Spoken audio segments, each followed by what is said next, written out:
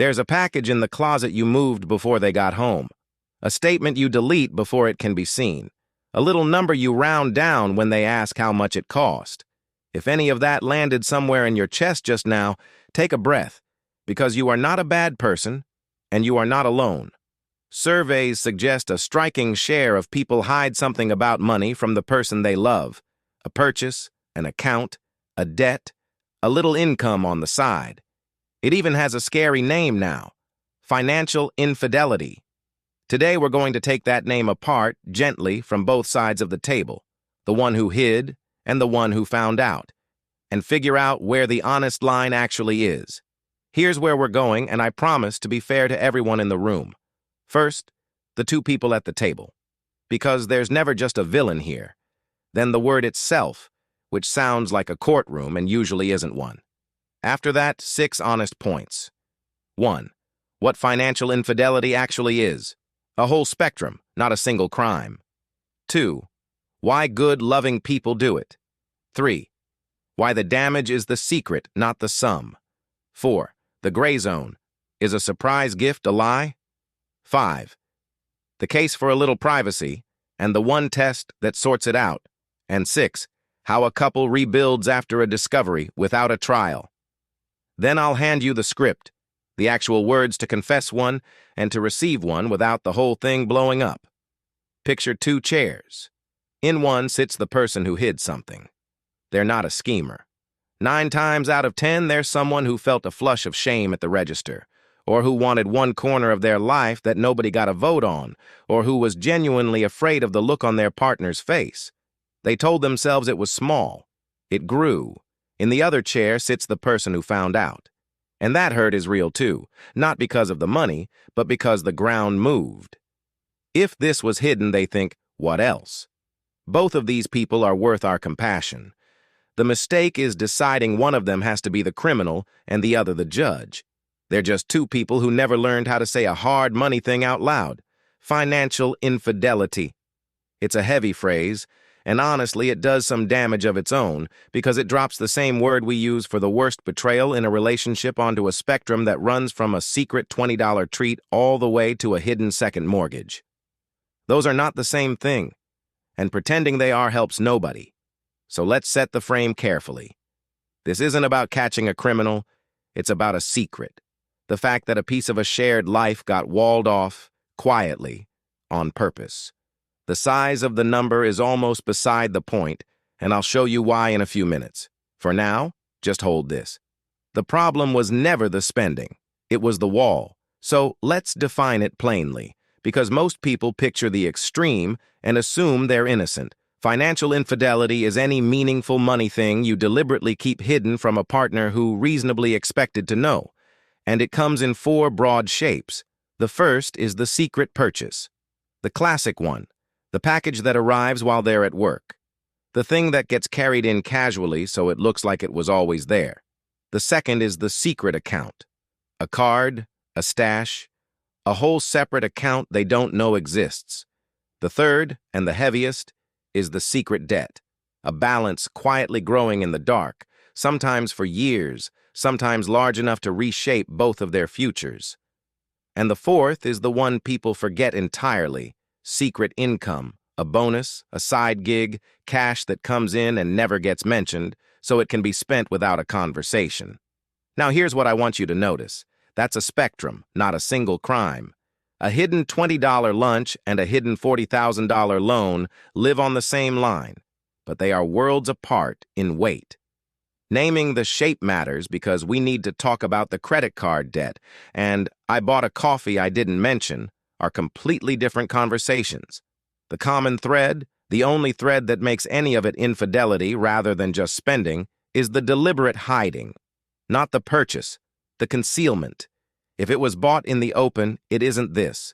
The secret is the whole ball game. Now the part that actually matters if you want to fix it instead of just prosecute it, why? Because these are not cartoon liars.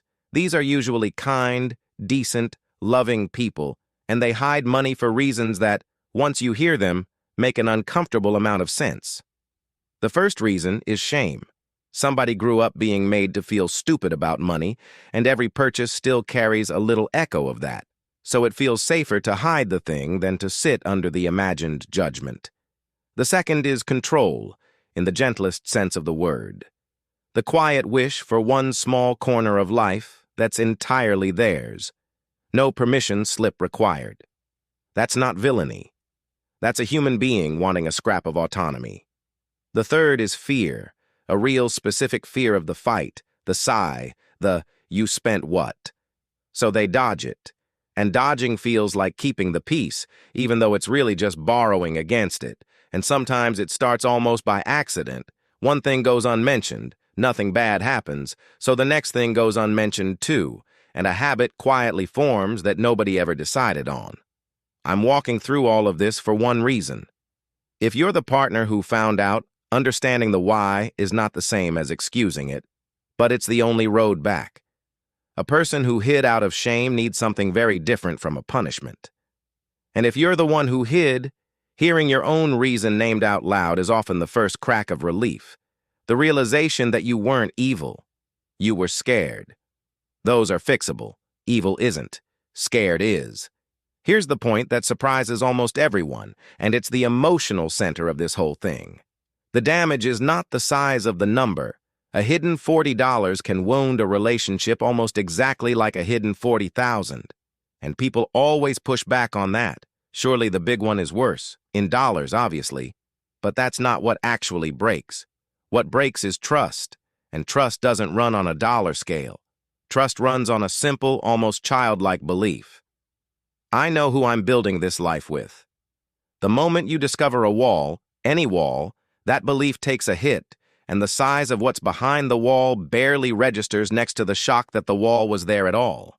That's why the partner who finds a hidden $50 habit can feel genuinely shaken, and why the honest reaction isn't, "It's only $50, calm down." The real thought underneath is quieter and scarier. What else don't I know? A small secret and a large secret ask the exact same haunting question. So if you're tempted to defend a small hidden thing by saying it was small, please hear this with love. You're answering a question nobody's really asking. Nobody's upset about the amount. They're upset that there was a door they weren't allowed to open. And the flip side is the hopeful part.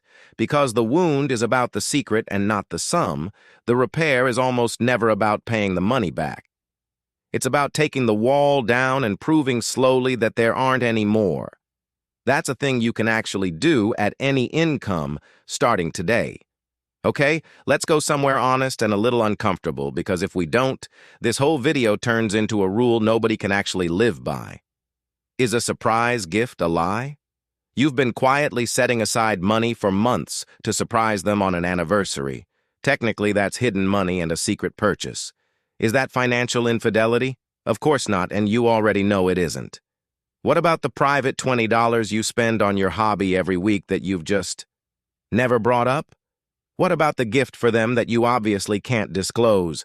So there clearly is a gray zone, and pretending there isn't just makes everyone feel like a criminal for existing. So let's find the actual line, because it's cleaner than you'd think. The difference between a sweet secret and a corrosive one isn't the secrecy. It's the intent and the direction.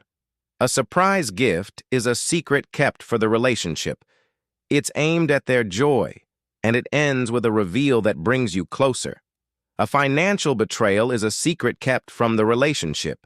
It's aimed away from your partner, protecting you from a conversation you owe them, and it's built to never come out. Same mechanism, opposite direction. One is a gift with a bow on it that you fully intend to hand over.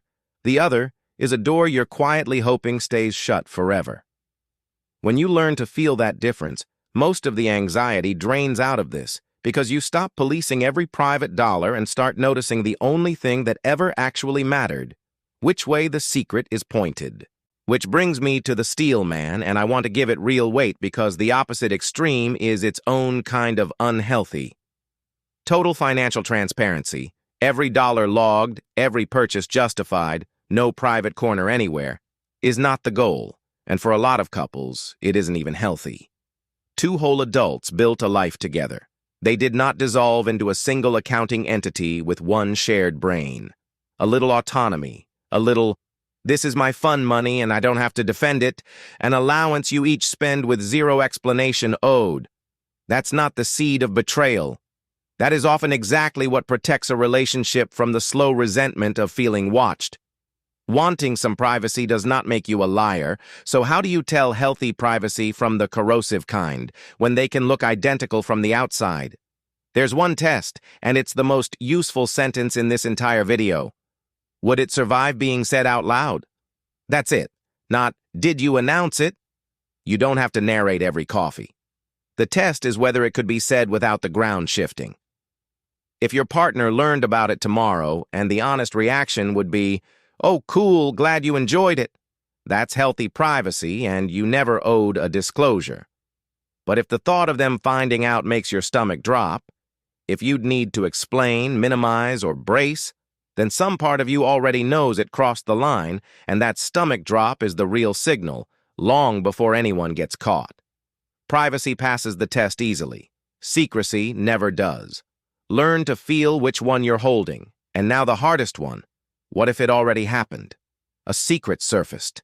Maybe you found it. Maybe you're the one who finally said it.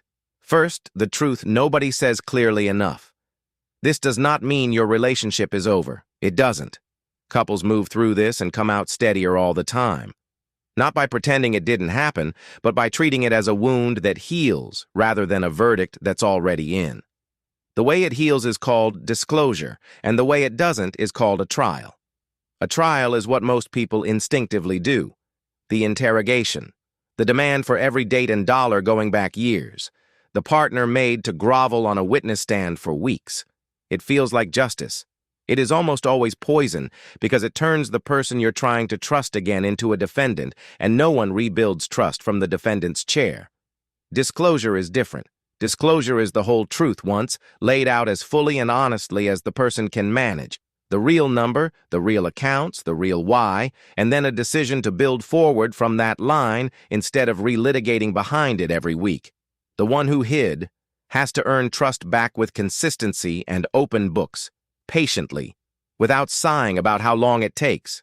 And the one who was hurt has to eventually let the honest, whole confession be the floor they build on, rather than a thing they swing at every argument. And this is where I have to be honest with you. Some breaches are big, a hidden debt that reshapes a future, a betrayal that keeps repeating, and those are genuinely heavy to carry alone. This isn't therapy, and I'm not your therapist. For the serious ones, a couples counselor or a financial therapist isn't a sign the relationship failed. It's the smartest, most loving move on the board. So here are the actual words, and there are two scripts, because there are two chairs. First, if you're the one carrying a hidden money thing, here's how to set it down without it exploding. Pick a calm moment, not the middle of a fight, and open with ownership instead of excuses. Try. I need to tell you something about money, and I'm nervous because I care what you think. I haven't been fully open about something, and I want to fix that by telling you the whole thing now. Then say the whole thing. The shape, the number, the why. No minimizing. No drip-feeding it out over a week. End with the repair, not just the confession. I don't expect you to be okay right away. I just want us on the same page, and I'll do whatever it takes to earn that back. That's it. Ownership, whole truth, repair. Now the harder script, how to receive one without the roof coming off. Because how you react the first time your partner tells the truth teaches them whether the truth is ever safe again. When they tell you, even if your heart is pounding, try. Thank you for telling me. I'm hurt and I need a minute, but I'd rather have the truth than the wall. You are allowed to be hurt. You are allowed to need time. What changes everything is rewarding the honesty even while you feel the sting, because a partner who gets punished hardest for finally being honest simply learns to hide better next time. And one more time, gently, for the heavy cases. If the breach is big, or it keeps happening, please bring in a professional, a counselor, or a financial therapist. This is education, a way to start the conversation, not a substitute for real help. Here's the thing I most want you to walk away with. The goal was never a relationship with zero secrets run like an audit. The goal is a relationship where the truth is safe, where a hard money thing can be said out loud and survive being said. That's the whole game. So let me ask you, and please be honest in the comments, because this is the one everyone has a take on. Small secret purchases, the little treat you never mentioned. Genuinely harmless, or not? I'll read the replies because I don't think it's as obvious as either side claims. Next time we walk into the room almost nobody wants to enter, the talk you keep avoiding with your parents, about the will, the debts, the plan you know nothing about. It's tender and it matters more than you think. I'll see you at that table.